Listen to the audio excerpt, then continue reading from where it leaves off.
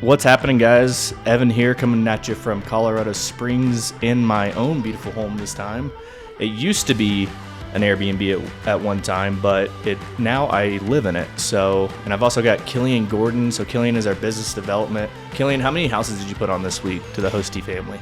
This week we're gearing for a pretty strong month. This week alone is 3, but I think in this month, with the market the way it's looking, we're at about 13 to 15 here by the end of the month. So big month for Hosty. Yeah, 13 homes in 1 month. That's nuts.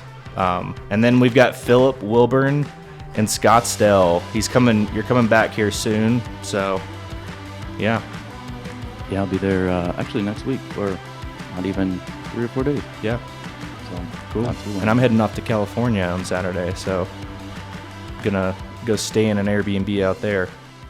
That'll be fun. But yeah, so today we're gonna talk about what are the biggest mistakes that we see, let's say first-time hosts, new Airbnb users making when they first start their Airbnb. And we even see these mistakes a lot when someone's running an Airbnb and maybe they don't know that they're doing this wrong, but they're having success regardless, but their Airbnb might be a little bit better if they just tweaked a few of these little things. Yeah, I mean, Philip, what do you think like the biggest mistake you see is when when let's say we're bringing on a new owner, or just over your years of experience, what do you think the biggest mistake people are making is? Yeah, it's probably underestimating the amount of time you're going to have to actually spend on this to make it, to provide a good quality product. At the end of the day, that's probably the biggest one. And we can get into it as well, but I was going to ask you, Evan, do you remember, because you managed your own Airbnb before Hosty started, do you remember something that kind of caught you off guard or something you didn't anticipate when you first started? Yeah, so the biggest, let's say, hardest part about managing Airbnb when I first started was, again, the time aspect. I was cleaning all the rooms myself. I was cleaning all my Airbnbs myself. And so, I just remember like rushing back. I was in the Air Force at the time, so rushing back from Schriever Air Force Base, which is about 30 minutes away, trying to scramble to get there before the guest checks in to clean the place. And I got off at like 3, the guest checks in at 4, so I had basically 30 or 45 minutes to clean one. And sometimes I'd have to ask my tenants, hey, can you clean? And so it got pretty tricky there when you have a full-time job and you're trying to manage something that almost should be a full-time job to manage. So, well, one of the things, right out the bat, you said the amount of time that it takes to manage a fully functioning Airbnb. And a lot of people, when we are talking about short-term rentals, they go, the first thing that always comes to mind is like, oh, who's doing the cleaning? Cleaning is one aspect of it, but also sitting and looking at the home very objectively and saying, where at every single point in the guest experience, what could go wrong? And not what could go wrong from my point of view as an individual, but hundreds of potentially people passing through the doors, everything from the directions from the thermostat to how to operate a Roku to simply the coffee shop nearby. So the amount of time, and that's a whole rabbit hole. I mean, we could go through the accounting portion of it. I know you love the accounting portion of it. We could go through everyone talks about the cleaning, like I said. We could go through some mistakes right off the bat in terms of pricing. And I think we should even touch on a mistake that I see a lot, and that's focusing on occupancy more so than nightly rate, and how occupancy can kind of be a false flag of a metric for a new short-term rental owner. Yeah. Well, yeah, I mean, we've got so much to talk about on this topic, and we can go all day on it, but we've got a short amount of time. Let's touch on some of the bigger items, the bigger ticket items that maybe somebody can pull away from this and take something away that maybe they didn't realize they were doing. And again, we're all here to get better. I get better each day, even though we manage 150 of these things. I'm always learning too. So, I mean, this topic goes so deep on all these different little subtopics. So, let's talk quickly about pricing, stagnant pricing, and occupancy. Yeah. This was something I think, Phil, when I first got started, you pointed out to me I'd be speaking to potential homeowners and they'd say, I don't think I need any help or advice. Maybe they're just like calling us, not even to use our services, but just to see how they stood in the market. And they would talk about 100% occupancy, 100% occupancy. But as we know, if you're at 100% occupancy all the time, and especially too far out, you might be leaving some money on the table. Mm-hmm. Yeah, and I remember an example I met with an owner, and they'd been managing their place for maybe 2 or 3 years, and I looked at their calendar, and it was that same example. They were blocked out for maybe 6 to 8 months, but the problem was they were at $75 a night, and this place that they were renting out was a 3 or 4 bedroom home, which at the time probably would have been going for $200, $250. So they were leaving a lot of money on the table. And yeah, just for the listeners who maybe aren't quite clear, once you get it set up in Airbnb, they have a pricing tool, but that pricing tool isn't really designed to maximize your revenue. It's more maximize your occupancy. So it may not be giving you the best rates. It's just trying to get as many visitors into the home, as many guests, which maybe your strategy, but if you're going for, total profit, total revenue, that's not the right strategy. And Evan, I think out of all of us, you're probably more the expert on dynamic pricing. Yeah, and I think go ahead. Here, I'll pick up where you left off. So yeah, and then look at Airbnb's incentive when you're looking at their pricing model. Airbnb is great; they've helped us grow our business, but when you have the platform also setting your pricing, then maybe some conflicts of interest start coming into play there. So, they're more incentivized because they're competing with big hotel names, Marriott. They're competing with HomeAway. So the more guests and travelers they have book, the better their platform does in the end, because they want to obviously bring in more people. So if people say, hey, Airbnb's prices tend to be cheaper, then they're going to use Airbnb more, like the guest is. So, and so if you look at their incentive is to get as many people in there as possible. And you might think, their incentive is to make as much money as possible. But, I think in the end, it's probably get as many travelers, get as many users, and then they'll make more money in the end. So, yeah, and pricing, we'll typically see somebody coming over, and not a lot of people have a lot of data regarding this. They don't know, like, what are other Airbnbs in my area pricing at, what are the hotels pricing at. So how are they supposed to know how to set their pricing? They have no context. They have no data. You can look in your neighborhood and see how people are pricing, but again, I think we talked about this on the first podcast. It's like, it's so subjective on the pricing, and it's just based on context, and it's all basic economics of why these prices are moving up and down. But that's the hardest part. And I would recommend, if you're a single Airbnb user, pay up for a dynamic pricing software, a good one outside of Airbnb, because you'll maximize your revenue in the end.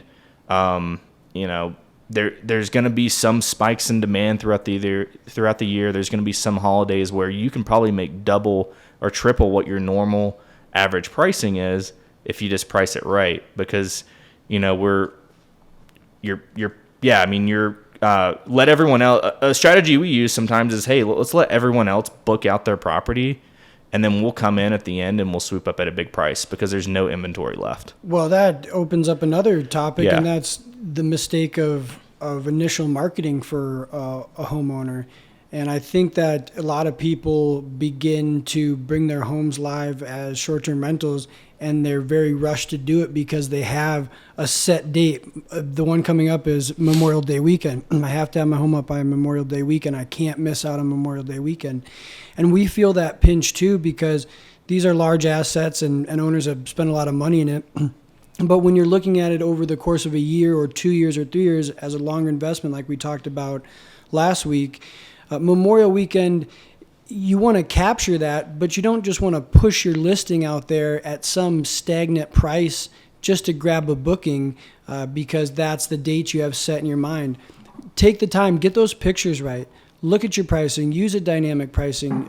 Don't just rely on one data point. Don't just rely on Airbnb's suggestion. Maybe you figured out how to push it over to multiple channels. Don't just rely on one data point. take a look at that and bring that listing live when it's ready and you're ready to put your best foot forward. Don't just pick a date and rush that and have to get that going. And you talked about picking up some dates for an extraordinary large amount of money compared to some other dates, and that highlights the downfalls of stagnant pricing. What do you guys, I mean, how often have you seen someone, unfortunately, you don't know what you don't know, but unfortunately go down the road of stagnant or very somewhat stagnant pricing? Maybe they bump it up on the weekend, maybe they bump it up on Thursday, Friday, Saturday, but they're missing a lot of things that take place on your Sundays through your Wednesdays. And so talk about stagnant pricing. And even though they're bumping it up, it's still the same. Like, it's the same on every weekend. Even though they're bumping it up from the weekdays, it's the same on every weekday. So basically, there's no response in demand, and there might even be times of the year where you're priced too high at that point because it's stagnant. And so you want your price responding to demand. You want it responding to the supply in the market. Because it's always changing. It's changing. Like, that's sometimes we don't want to book out a year or two in advance just because, that supply and demand for even that date. 90 days in advance. Yeah, exactly. That, like, the supply and demand for that specific date might have drastically changed. And there might be it's like almost like the stock market. There's dips and there's highs. We're almost treating our pricing like the stock market. We're day trading in a sense, but we're trying to find the best price for that house. Exactly. Yeah. So, but I mean, again, biggest mistake we see, stagnant pricing. So, try to use a dynamic pricing software. There's Price Labs, AirDNA, Beyond Pricing, AirDNA. There's a lot of pricing tools out there that you can use, and they'll do a pretty good job. I mean, we take a very active approach. So we use one of these pricing softwares, but we also have a revenue manager who goes in and helps that algorithm respond to days and such. But yeah, I mean, biggest thing is don't do stagnant pricing unless you don't really care how much you make, if that's not a concern. But I'm pretty sure that's why most people got into this, is to maximize the amount they can earn. It kind of speaks to just the industry as a whole. You could be making some of these mistakes that you don't even know are mistakes, and you could still be doing a very good job at your cash flow and running your short-term rental. So it's interesting like that. But using that, I mean, you can see, we've seen a 50% gain on a property by using dynamic pricing from when they weren't using dynamic pricing. So, I mean, you're talking, let's say that property's doing $30,000 and they do a 50% gain the next year. Well, now they're earning $45,000. So, I mean, pretty significant. But yeah, I mean, enough about pricing. Yeah, let's shift into something else. And that's the thing. This is so complex. There's so many moving parts and pieces. And for a new AirBNB host, there's such a big learning curve to this, unless you have maybe previous hospitality experience in hotels. But another thing I think that's a common mistake that people miss out on is thinking this is a 9-to-5 or a regular day job. Because what we found when we started doing it was, oh wow, this is 24/7. People are checking in at all times of the day and the night, and things are happening all day at the property. So having a standby phone and having an emergency response to things that happen after hours, after 5 or in the middle of the night, and one kind of and I'm sure we can tell some I think funny stories, but you kind of become your own security service as well, because if something is going on at your property and you don't necessarily live there or right next door and you can't see what's going on, and a neighbor calls and reports, hey, they're having a party or there's something going on here, well, it's up to you to really verify. So what you call the guests say, no, we're not having a party, nothing's going on here. And you call the neighbor back, hey, are you sure something's going on? And they say, yes, something's going on. You go to the property, nothing. It's a ghost town. Nothing's happening. Yeah. So it's not necessarily, the maybe they were talking loud or maybe they thought something was going on, but more often than not, we've had false reports. So you gotta kind of become your own security patrol service, and then also the judge and executioner, because you don't want to, the guest says, hey, we're not having a party, nothing's going on, and you're like, nope, you gotta leave. I'm just gonna take the neighbor's word for it. You gotta get out of here. And they're like, hey, we're just sitting in the backyard. It's just me and my wife, and my 2 kids. You know, The it's- amount of you know. false reports we've gotten from neighbors, and we go over there, and maybe they're just 5 of them outside that are just talking, and they're like, they're having a party. Well, that's a big one. Yeah. New short-term rental owners, go do a good neighbor visit. Go knock on, I call it 5-star canvassing. Go knock on the home across the street, to the left of it, to the right of it, across the street, and then left and right of it immediately, and maybe right behind it. And give the folks around you, don't hide this from them. You know, Build rapport. yeah, build rapport, talk to them, let them know what's going to be going on and who to get in contact with and how the guests are being screened. There's a stranger danger still a little bit involved with short-term rentals, and we saw this pretty significantly with Colorado Springs in the turn of 2020 when the city council came in and had a few things to say about regulations in general. But a big part was I think people were popping up vacation rentals and they were trying to be hush-hush about it. And that's just kind of a recipe for disaster. Go talk to your neighbors, introduce yourself, give them the right contact information, and take it from there. Which also ties into being a proactive owner of a home. And it's typically why people turn over to management, because so much time goes into it. It's hard to be proactive. But put them in contact with your property manager. Maybe have your property management come out there and do a good neighbor visit. That's something that we do. And it's overall setting expectations up from the beginning, just like don't rush your home to get it live. Just set those expectations from the beginning and operate it so that there's longevity. Because again, it has to happen by Memorial Weekend. It has to happen by 4th of July. I want this to be a successful experience for all my guests for a year, for 2 years to 3 years to come. Yeah, So, well, the neighbors can be your allies too, because Exactly. how many times? Because we've had false reports, right? But how many times have we had actual reports where we're able to shut something down? Let's say the guest is doing something they shouldn't be, and we're able to, because of that neighbor response, we're able to go out there and stop the activity or whatever's happening. So they can be your ally too. So. you know, we talk about, you introduced me to an ETF fund that looks specifically at disruptive technologies that have effects in numerous industries. Ark Invest. Yeah, and when you look at short-term rental vacation management, you know, you either are or are employing someone who kind of functions as your security. You're kind of in the screening business. You're in the hospitality business. You're in the cleaning business. You're in the accounting business.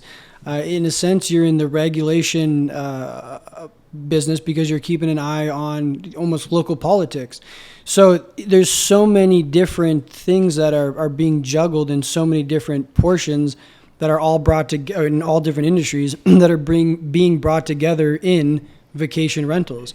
And objectively looking at all those and saying, hey, is this something that I want to take this as an investment property, but is this something I really want to shoulder? Do I want to become an expert in screening? Do I want to become an expert in communicating with guests effectively? Do I want to become an expert in pricing? Do I want to run my own security team when I have to go check on the homes? I know, Phil, you've been out there in the early days. Evan, you've been out there speaking with guests. So looking at really all the different industries that this intersects with and asking yourself, do I want to take on all these little projects? I mean, one of the biggest mistakes we see is when people come in and basically they value what they would like in an Airbnb over what the general audience might want to see in their Airbnb. So they try to make it for themselves, which ends up sometimes shooting themselves in the foot because, you're not like everyone else, right? Like maybe you are, but like not everybody else is going to like exactly what you like. So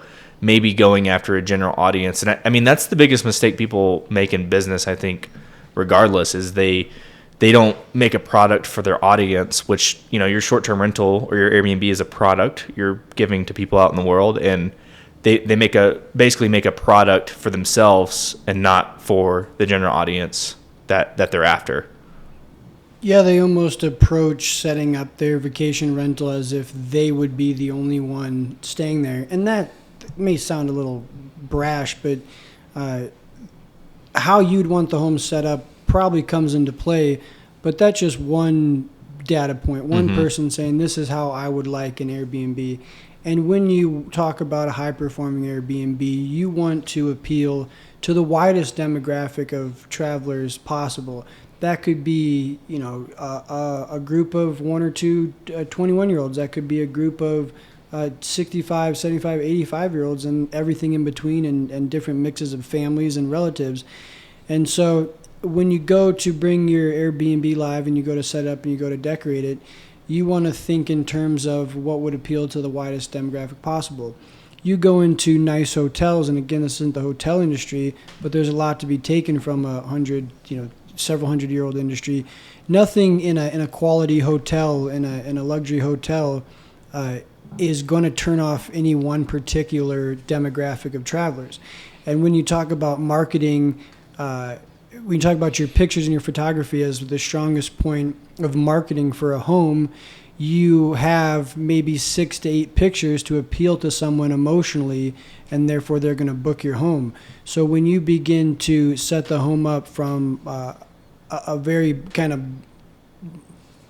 pigeonholed, like blinders aspect of what you as an individual like, or maybe just what a family member recommended to you, you start to eliminate some of these demographics of travelers that might potentially book your home. Yeah, and I would say on that too, knowing your audience is very important, and that could even be at a local level, your city, designing it for that. What are those type of travelers, regional and even state level?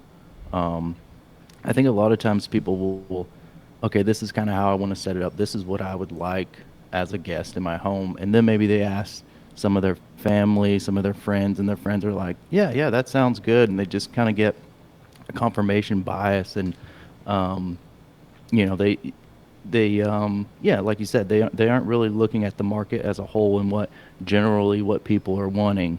And they just put themselves in this very small niche where you may or may not, appeal to a large variety and a large audience, and you could just miss out on a ton of booking and a ton of travelers. And at that point, that's a huge investment when we're talking about designing a home, right? When you're completely designing a whole home and all that furniture, and if you do, invest $10,000 or $15,000 to furnish this home, and then you find out, oh crap, this is not the design, this isn't what everyone wants, well, you're kind of screwed, or you're putting yourself in the hole if you want to turn it around. So what do they call it, most viable product? You want to get I guess there's several things someone could do. You could, of course, look at other Airbnbs and other listings in the area. What are the top performers? How are they doing? How are their homes designed? And then ask some strangers, ask a large variety of strangers. I think when we started, we did a one of those survey, was it SurveyMonkey? I think we did that to kind of even figure out if short-term rentals was a viable option in the area we were in. But someone could do that just for designing a home and setting it up. Yeah. Well, and it's like, it's not to discourage anybody from doing anything like new and creative. Like, that's not what we're saying. We're saying, like, don't go like so extreme that you have a Harry Potter themed home that only Harry Potter people are going to like, or you have like a Back to the Future or Star Trek theme home. Like, don't go that intense, because yeah, although it could work, I mean, you might have a big like risk reward ratio. Like, it could end up paying off. But, is the risk worth it? Because you may just in your area, or like you may just not be able to support those type of travel. But like, do new and creative thing. Think of yourself like a scientist. Like, you have hypothesis. I have a hypothesis that this is going to work, that this is going to bring more people to my home. Test it.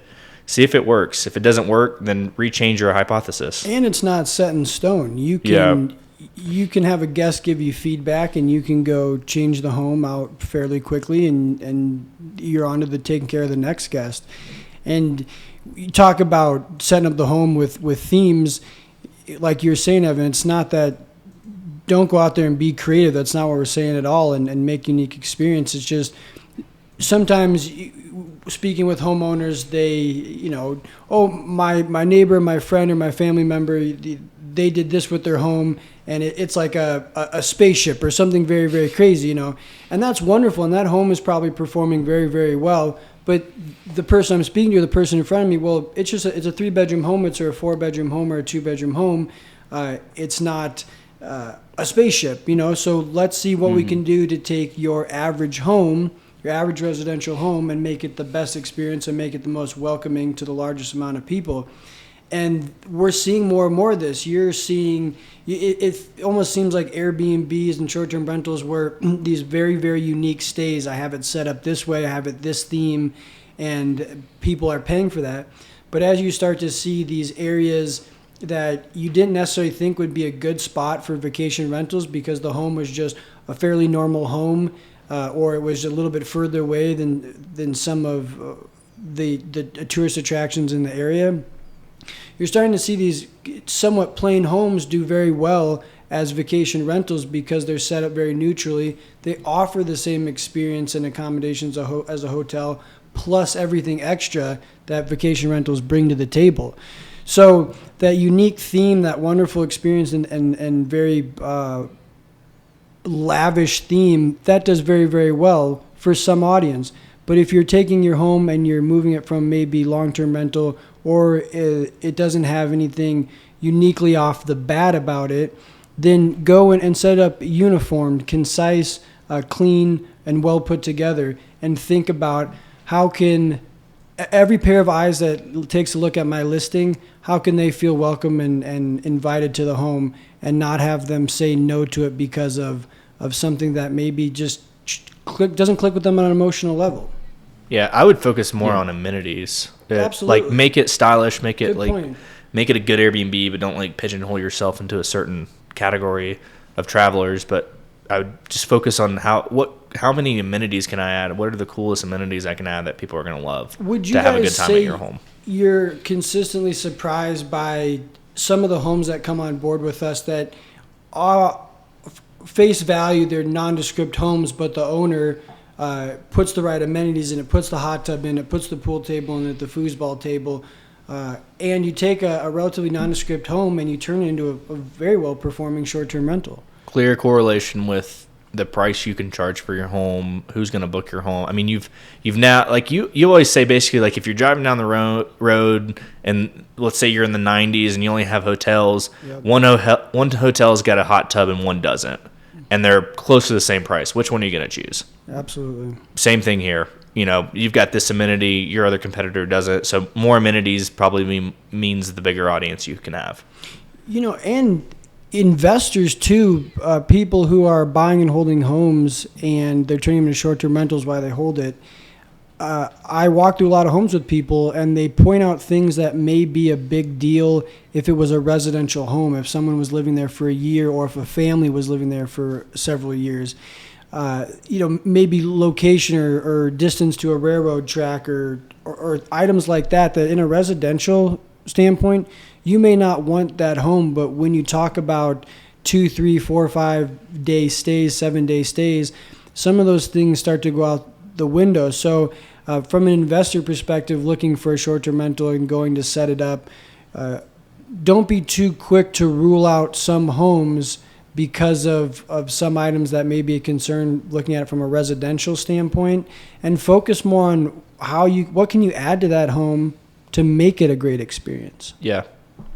Well, we've got a lot to talk about in this topic, so I think we're going to do another episode on this topic, but we're going to go ahead and wrap this one up, and we will see everybody next week. Thanks for joining us. Philip, did you have any closing remarks? No, I didn't have anything. Yeah, thanks for joining me, guys.